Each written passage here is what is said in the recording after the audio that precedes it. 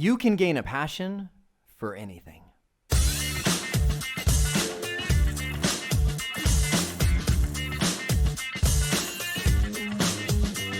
This topic comes by request. In one of the last videos, someone commented and said, can you talk about how you gain passion? And yes, I can, because it's a topic that I know really well, because it's really simple. It's hard, but it's simple. You will be passionate for the things that you know really, really well.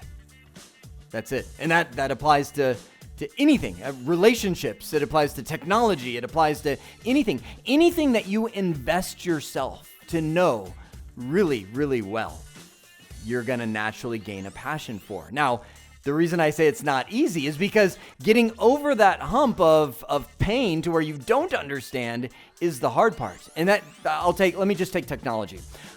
Years ago, I was thrown into voice over IP. And just like any new technology, I hated it. I made fun of it. I was like, I'm not going to be a phone guy, making phone. I'm mocking it because I don't get it. And it didn't feel like something I really wanted to know, but I had to. And this is why I have somewhat of an unfair advantage, is because a lot of times what I do for a profession is like, well, if you don't, then you're not going to have a job because people are wanting to come and learn about that. So I have to stare at the book and I'm like, I don't get it. And I have to Google and literally hours and hours. And finally I'm like, oh, okay, I get it.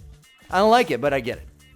And I do that again and again on more topics. And before long, I'm like, oh, okay, so that thing ties to... that's pretty cool. Okay, I get it. And that's, now you start seeing passion in its infancy, and the longer you invest. So let me give a couple more examples, because I really want this to be short. Let's talk about relationships, right? People get married. People go into a relationship with a spouse, or even dating, right? When you first meet somebody, it's not passion. It's not.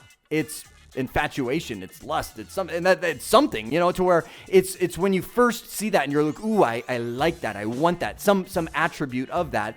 And that's why those relationships that kind of shoot up like a firework usually end up fading down unless you get to know each other really deep. And it's hard because you're gonna, once that initial like ooh fades away, now you really have to push through. You're like, I don't really want to get to know you, right? But if you push that, so much I could talk about there. I'm just going to say, if you push through that and really, you're like, oh, I didn't know that's how you work. That's interesting. Okay.